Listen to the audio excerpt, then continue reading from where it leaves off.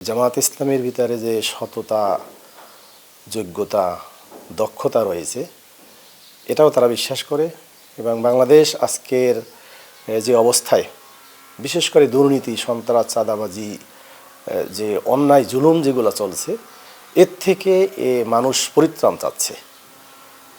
ঢাকা-৪ মূলত ঢাকা বাংলাদেশের রাজধানীর ভিতরে এটা আমাদের জন্য আসলে একটা লজ্জার বিষয় যে একেবারে অবহেলিত এবং সব ধরনের অপরাধ এই ঢাকা-৪-এর ভিতরে আছে।